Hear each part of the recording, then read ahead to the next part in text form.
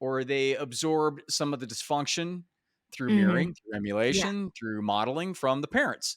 Yeah. And they don't know why things aren't working out. Why can't I stay in a relationship? Why can't I Mm. find the right guy? Why can't I Yeah. stay in the right job?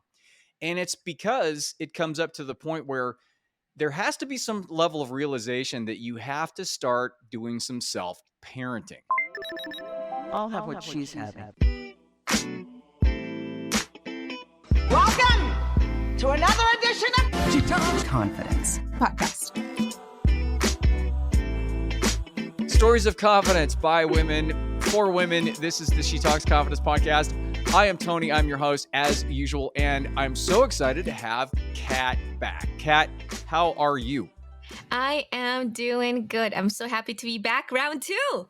All right, round two, and this is going to be a really good one because it's because of something that you're working on and something that you're giving away free, and it spurred such a great conversation with both of us because it deals with girls and it deals with Mhm. confidence. So first thing first, I have to I have to say, ever since we spoke like months ago, right, that I've been following you, and I got to give you props because I've never seen somebody more excited and joyful and fulfilled and active and spontaneous and crazy in a good way, and such a great teacher than you. It's so great to see that out there and to have you out there really just encouraging these young kids as well as the adults that you deal with just Mhm. to have fun with it, right? And Yeah. you teach piano for those of you who don't know and haven't heard the first podcast. That just seems like your natural state. Is that how it is? And you don't I've care, right? You just do it. I've been a firecracker since I was a child. I don't know how, but when I look at my mom, Tony, I look at her and I'm like, that's who I got it from. Because Oh, my mom, she is a we call her the Energizer Bunny. She's just go and she doesn't stop and she has energy for days. And I look at her uh-huh. and I'm like, huh, I'm just exactly like her. Right, exactly. And that, you know what? Interestingly enough, I did not plan this, but this rolls right into what we're going to talk about today. Can you explain a little bit about what you have and why this Yeah. is important? Yeah, absolutely. So, my free guide is helping parents decide what is the best extracurricular activity for their child. When parents decide, oh, I want to enroll my kids in, is it going to be sports? Is it going to be gymnastics, music?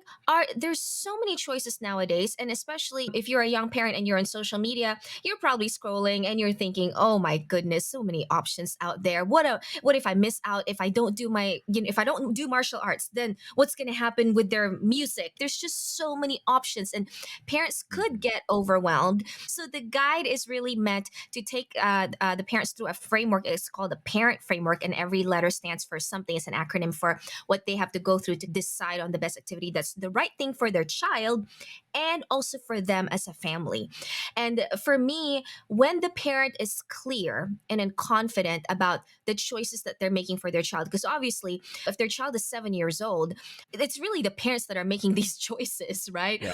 The child could be like, I want dance, but so you can explore that. But then what if the next day they all of a sudden want robotics? Which happens all the time. Like, Exactly. all the time. Exactly. So as parents, we really have to frame it. We almost not lead them into something, but we make it one or the other instead of that paradox of choice thing. Because if the kids have too many choices, it's going to be an absolute dumpster fire. You'll Yeah. never come up with something. So when you do develop this, it's for the parents to have the confidence and have really what a foundation to make the decisions, almost not a Venn diagram ish, right? That type of thing, but something that gives them the opportunity to become more clear, right? Is that what I'm hearing? Yeah, absolutely. To really just have total clarity. For example, the P in parent stands for purpose. It's Mhm. giving them questions to ask themselves, what is the purpose for this activity? Why am I choosing this for my child?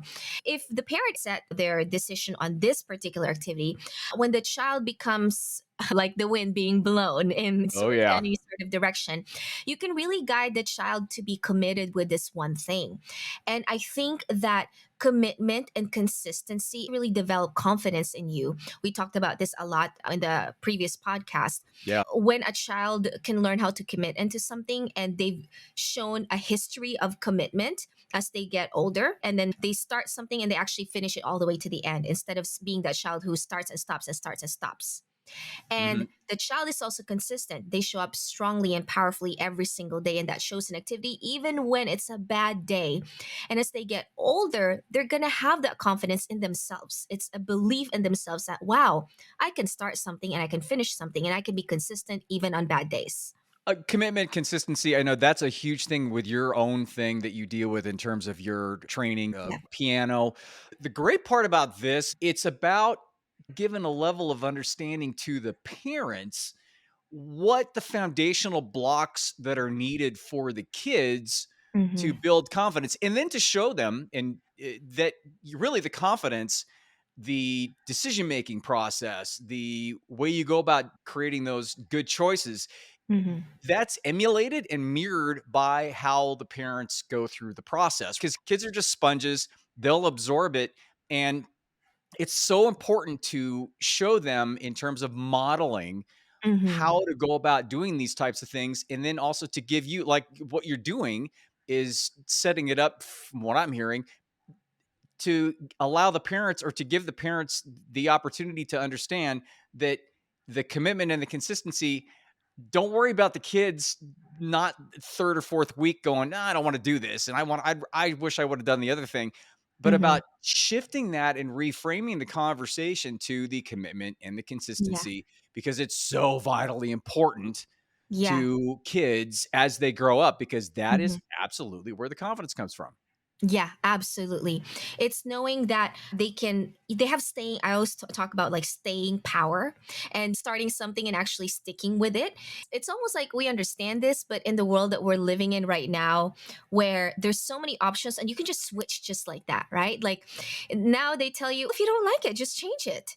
Yeah, If you're not yeah. happy, just go. It's fine. And there's value in that, in knowing that, but there's so much depth when you actually commit and experience the full benefits of this particular one activity that you've chosen for your child. That happens all the time. And raising my daughter, and then now with my grandkids, and with every kid that I know, kids are just kids. They have an interest, or they have this idea in terms of something that they want to do. When they get into it, and then they have to work at it, Mm. because the natural talent's like not all there. And all of a sudden it's difficult. Once the Yeah. difficulty and the obstacle comes around, they're like, this isn't fun anymore. I want to do something else. Yeah. And the unfortunate part about it, it seems like the parents maybe are okay because the kid isn't happy, and they'd rather just have the happy kid, or they had less drama or less issues. And then they just let them not do it and not follow through. And that's such a huge disadvantage as they get Mhm. older, to have some level of power in it, to where they can just whine about it because it's not fun anymore, Yeah. and then just quit. There's something about following through, unless, and I've told my clients this with kids, unless it is something that is disingenuous or something that Mhm. is dysfunctional, Yeah. and then it would be good to get them out of the dysfunction. How do you handle, as a Mhm. teacher, the kids having a hard time or not showing up, and then the parents not supporting the whole commitment and consistency thing? Do you actually chat with the parents, or what do you do? Yeah, actually, a part of our lessons, we involve the parents from day one. We Mhm. don't take any student unless we've had what we call a discovery session. And we really go in depth into what are you really looking for in this journey of learning how to play the piano? Because I really make them understand that, yes, they're going to learn how to play the piano. That's actually the icing on the cake. The Mhm. meat of the cake is the life skills that they're going to learn through this process and through this journey. And so I really try to understand where the parent is coming from. And when after the call and they're like, you know what, I just can't commit with this, and that's okay. I don't want them to commit to something that they're just gonna stop 3 months down the road, right? And so once we've actually really developed and really talked about, okay, this is a little bit of a long term commitment. We might be in each other's lives for the next 5 to 10 years. I was with the same piano teacher for 10 years. We could be in each other's lives and really learning this value of commitment, consistency, and creativity and the connection that it brings with music. Once we're in that, I walk them through this book that is written by an author named Neil Moore, who is also the founder of the Simply Music program, which is the program that I teach. He's written a book called Music and the Art of Long Term Relationships. And I walk my parents through it every single week. They read the book and we discuss it in class every single Wow. week. And the idea behind this is to really dig deep and to understand that it actually really doesn't matter if it's piano or dance or sports or art. They have to understand blank and the art of long-term relationships, martial arts and the art of long-term relationships, sports and the art of long-term relationships, whatever that is for them, they need to understand that. And so the beauty of this book is it tells them from the very beginning that guess what, at some point you're not going to want to do this. At some point your child is going to throw a tantrum and they're gonna want to quit. As you said, I have some students that are just so naturally, they just get things like that. And Mhm. then that's like foundation one, foundation two, foundation three. We get to foundation four when things get a little harder, and then they're like, oh, this is getting harder. And then they're just like, I don't like this anymore. And I just gently have a conversation with them. What do you not like about it? Can you tell me? Can you share with me? And that's also a part of our conversation. There are times when I ask my kids, how do you feel about piano today? And So I kind of thumbs up for peak, and peaks then like thumb like middle horizontal is for plow. eh, and then Yeah, like thumbs down for like I'm not in my good in a good headspace exactly. right They're now. in the Okay, okay, valley and okay. they are just not feeling this at all, right? Uh-huh. And I always tell them from the very beginning, I want you to be honest with me. I'm okay if you're in the valley. Like if you're in the valley, I will go there with you and that's okay. You don't always have to feel good about piano. You don't always have to come here with a good mood. Like I will help you through all of this. And so I think it's really important that teachers have an understanding of that so that they can help the parents guide the kids, because now the parents have an understanding if you're helping educate the parents about that, right? And Mhm. then when the kids get there, they feel safe to share with you that I really don't like this right now and I don't really want to be here right now, right? And I think that's what it is. It's providing that safety for the kids to express that this is really hard and challenging and I really want to quit right now. I have found that the people that are the most talented, like raw talent, Yeah. are the ones that hit the biggest wall when it gets to the commitment and the skill because it's come so easy for them Mhm. up through what foundation 1, foundation 2, foundation 3 Yeah. that they're like that now there's an expectation of Hmm. that's just how it should be, and then all of a Yeah. sudden it hits the obstacle, and I see my clients do this all of the time. They get up to the point where they've done pretty good for themselves, and a lot of my Yeah. clients are very successful, they've done pretty good, but then when it gets to the point where they have to expand more, it takes an extra skill set, Hmm. it's even worse for them because they have this expectation that it should be easy. How do you deal with that when you see that with your clients? It's all about conversation, right? It's almost like addressing it before it happens. Yeah. It's really getting them to that idea that from the very beginning we it's a constant conversation, because if not you're gonna forget, and then when it happens all of a sudden you're surprised. And I Yeah. still tell them, actually, when it does happen you're still gonna feel surprised, but I'm just gonna be here to remind you that we've been talking about this for the last 2 years, 3 years, that this might happen. Our program, it's a playing based program, and so we start them off by literally playing 20 to 30 songs in just a year. Mhm. So when you're new and you pick things up like that, you're playing 20, 30 songs a year. Second year, you're doing the same. Third year, you're doing the same. And then by like third ish, middle of third year, we're going to start introducing reading rhythm and reading notes, which is a whole completely new, different language, right? It's Mhm. literally a different language. Mhm. And so when we get there, and I tell them from the very beginning, by the way, that's coming just around the corner.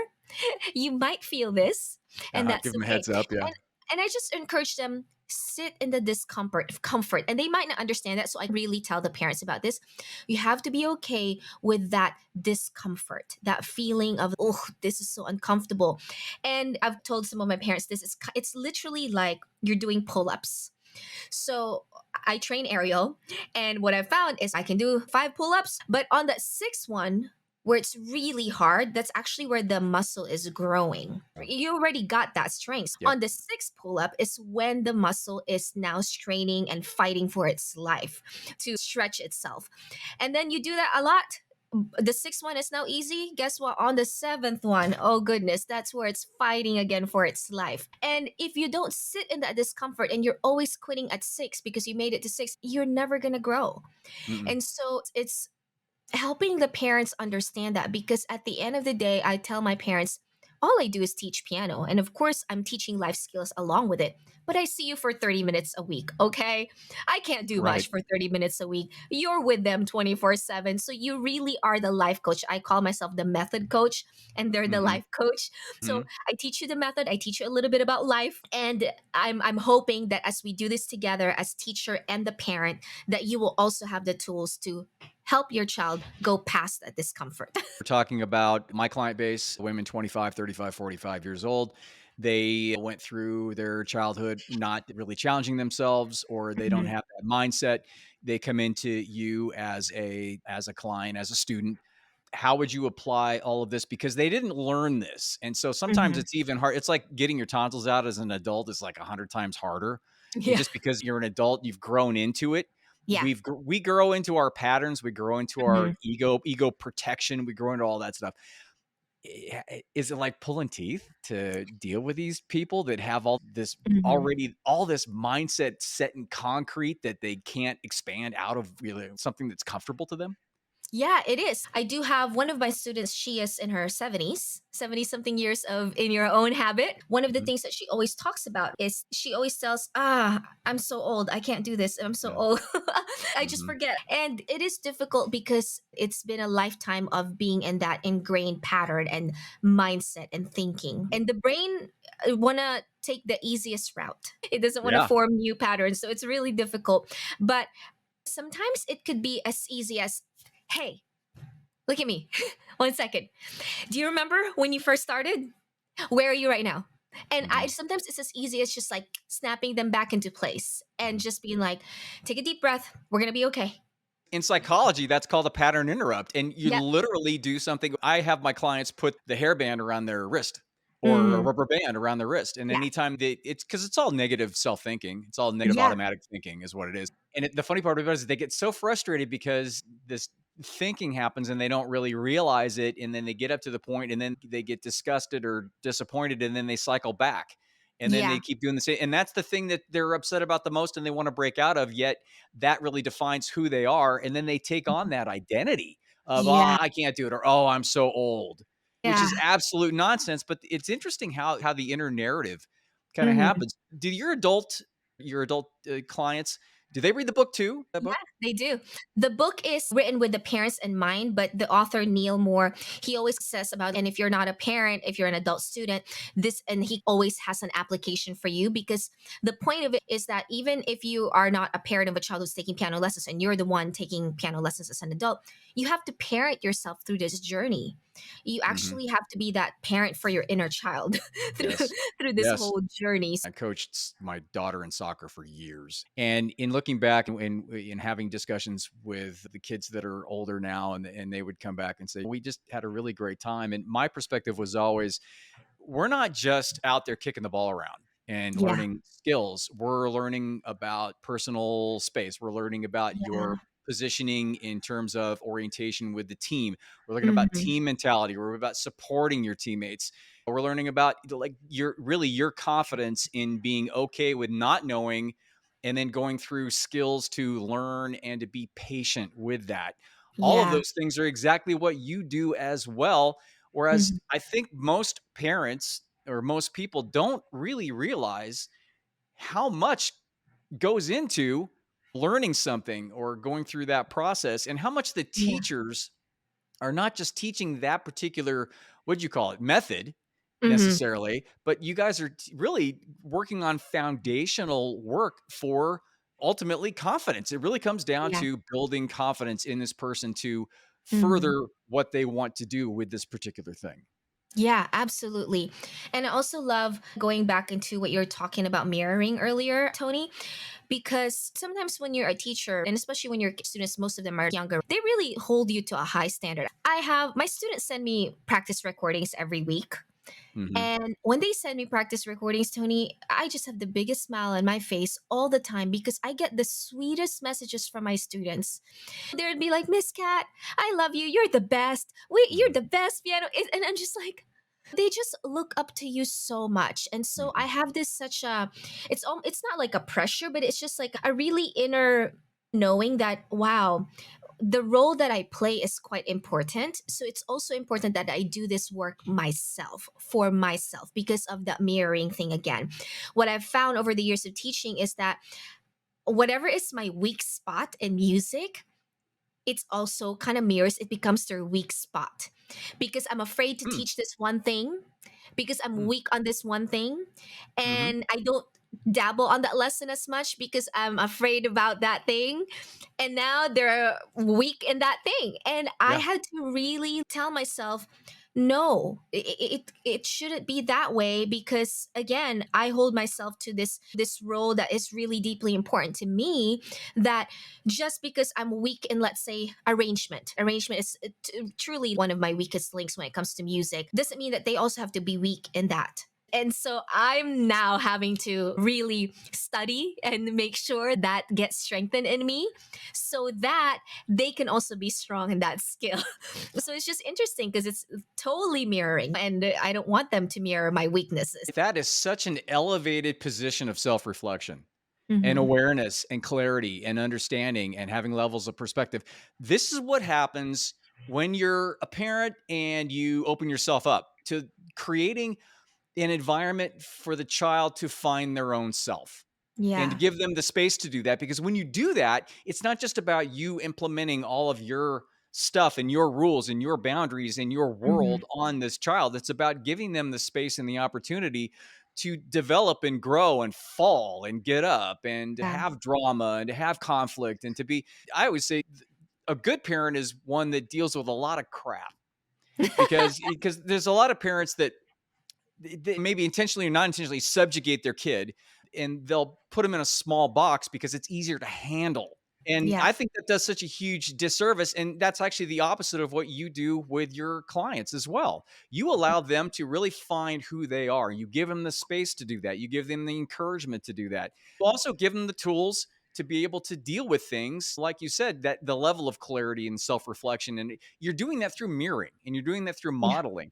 That's such a huge thing, but we do that as parents, we do that as teachers, we do that as friends. We'll support a friend as much as we can until it gets to the point where we're like, "Oh, I don't know, man. I'm a little dicey on that." So you like back Hmm. away, which is not only a disservice to them, but it's a disservice to yourself because you're not Yeah. being honest with yourself. Hmm. So that, and I think that is such a huge point, and I think it's such a great point. So lastly, in going forward, what would be your particular 2 cents or your final thoughts on somebody that wants to try something or wants to start, or somebody that continues to try something and it just doesn't work? What would be your thoughts to break them through? Yeah. Are you talking more of like the child or of the Both, adult? either. Both. Okay. Both equal. Yeah. Yeah. Okay. So the great thing actually about the parent framework that I have is it works for parents who are guiding their kids through an activity, right? Actually, the site that I have for where they can grab this free guide, it literally starts with, is your child a try, quit, repeat, try, quit, repeat master? Is your Mhm. child the sign up for everything and gets overwhelmed? Or is your child the one who just doesn't want to try anything at all? And Right. with all three of this doesn't have to be a child. It literally can be an adult, right? Are you the adult who tries everything but then quits? Are you the adult who wants to do everything? I was that kid. And then the third one is you just don't want to do anything at all. So my little story about that is I was 7 when my parents left to go to the States. So Mhm. I was raised by my grandparents, and immediately, I think this actually happened because I was first grade. Immediately, I wanted to do pretty much every activity that you could ever find. So I was in dance, I was in music, I was in theater lessons, I was in singing, I love to do sports, I was in a chess club, I was in a reading club, I was in an earth club, like Earth Lovers Club. I don't know why, but I was first grade all the way to fifth grade. That was my life for first grade to fifth grade, just doing everything. And in fifth grade, I was chosen to be a representative for my school to go to this regional Earth Summit event. And it was a big thing because I grew up in a very small town called Bacolod City, and we had to fly to Manila, which is the capital of the Philippines. And that's a big thing to be chosen to go there. So I went Mhm. there. I didn't even finish the event. I fainted. Apparently, I collapsed and I just Oh, fainted. And oh no. and so they brought me to the doctor. The doctor said, "You are doing too much. You have to choose. You can't do all of these things in your life." And so I ended up choosing two. I chose music and dance, so piano and dance. So your question for that, like how do you guide someone who just starts and stops and starts and stops? The Mhm. parent framework that I have literally will talk you through that. You have to be clear about your purpose. When you start something as an adult, really and connect it to something deeper. Are you trying to learn music because this is like a long time dream of yours, that maybe this is a connection that you have with your parents and maybe your parents have passed away? We have stories like that. Music was their connection point with their parents, and it but it never really came into full fruition for them. And Mhm. so now they want to take on music because they want to feel that connection, even if after their parents have passed away. So be clear about your purpose. How does it connect with your values? Are you going to be an active participant in this particular activity that you've chosen for your kid or for yourself? And you have to lay out the steps on what does that mean to be active. You have to be clear. That means practicing every day. That means showing up to class, not missing classes. What does that mean to be active? You have to be clear. R is requirements. I think a lot of times, sometimes when you're an adult, I do this too. And I don't know, Tony, if maybe some of your clients do this, right? Like maybe they enroll in something like a coaching program and then they realize, oh, this is going to require a lot more of me. Oh, 100%. Like a lot that happens. Yeah. And I think it's because maybe from the beginning they weren't clear about the requirements. So in my guide, it actually gives you 15 C's, 15 points of like clarity that you can ask before you enroll or you start an activity, whether for a child or for an adult. Expectation is you have to be clear, what are you expecting out of yourself? When you're an adult and you're like, my expectations for piano lessons is so that I can become the next classical concert pianist. I'm not sure. It's great you have these grandiose expectations, but again, realistic, right? Is that Right. really you have to temper that?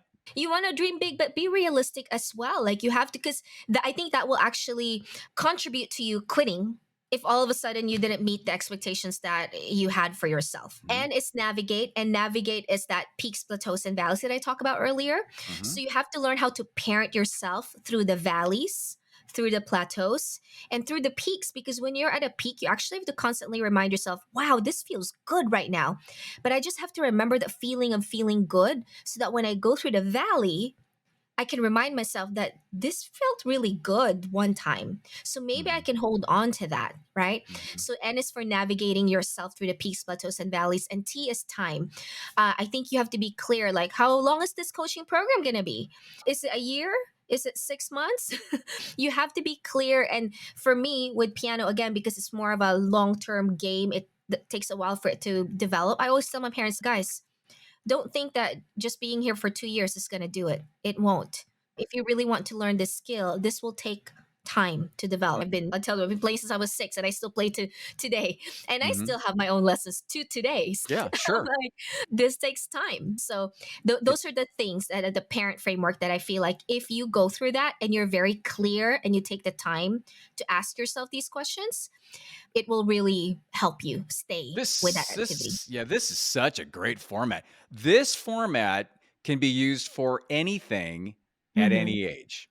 Yeah, It absolutely. it can. And I love when you said in the navigating to parent yourself Mhm, because it's such a missing piece for adults who mhm, didn't get the right foundation and they've come up against big issues that they were never really given the chance to develop, or they were mhm, not taught correctly, or they absorbed some of the dysfunction through mhm. mirroring, through Yeah. emulation, through modeling from the parents. Yeah. and they don't know why things aren't working out. Why can't I stay in a relationship? Why can't I Mm, find the right guy? Why can't I yeah. stay in the right job? And it's because it comes up to the point where there has to be some level of realization that you have to start doing some self parenting. Yeah.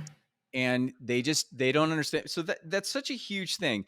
And patience and self compassion, realistic expectations with time that you had said, the Mhm. requirements, it and everybody wants to because they see the mountaintop through looking at other people. It's like Yeah. social media, right? They see Oh, the yeah. mountaintop and they're like, "Oh yeah, I can do that," or "I can." Well, you can.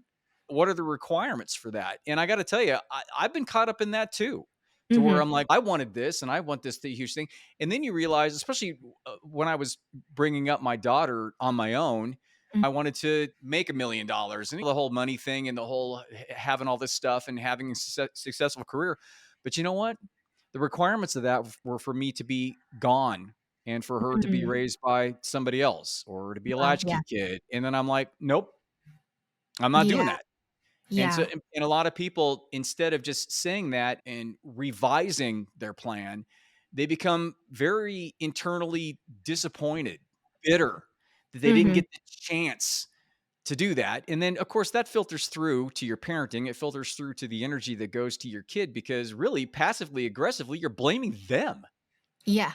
for you not being able to do this. So that's why I just love this whole system you have, and I'm gonna get it, by the way. And I'm not gonna I'll make sure I give you credit and all that kind of stuff, but I want to really get into it because Yeah, absolutely.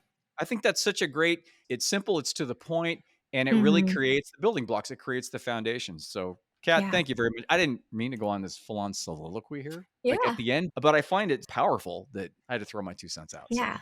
Thank so, you. thanks. I appreciate. Oh, yeah. So, lastly, to wrap it up, can you give everybody where they can find that?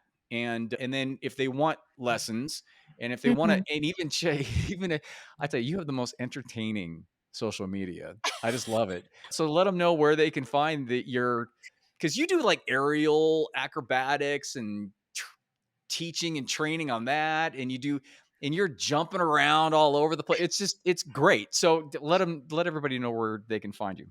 Yeah, for the free guide, the free parent guide, it's on Catskis, KATZKEYS.com/guide. Simple as that, just slash guide. And if anyone wants piano lessons, we start you off with a free discovery session where we just really chat and see if this is the right fit. May not be the right fit for everybody, but we want to make sure that it's the right fit for you because I really believe in the value of your time and your resources. So we chat first. It's at catskis, same thing, .com/book, BOK. And for my Instagram, it's just in cat skis as well. So everything is cat skis. So Instagram, you'll find me as cat skis, It's easy and yeah, KATZKEYS. tap into her universe and you'll be fired up. I guarantee you. Kat, again, thank you so much. I'm so glad I got you on again. It was really a pleasure. Thank you, Tony. I'm so happy to be back. For me, of course, it's always TonyDufresne.com. If you can't spell it because nobody can, it's theconfidencedoc.com. I've got the ebook up there. It gives you a really good idea what's going on in terms of developing confidence, just like we talked about today, as a matter of fact. Yeah. I also have a new product coming out. And it's going to be how to end a toxic relationship. And that's going to be coming out pretty soon. I'm going through production next week. And so I'll let you know where that is. And if you want to talk to me in terms of coach, do any confidence training, you can get a hold of me again on the website or Tony at theconfidencedoc.com. I hope things are great. And I will talk to you next week.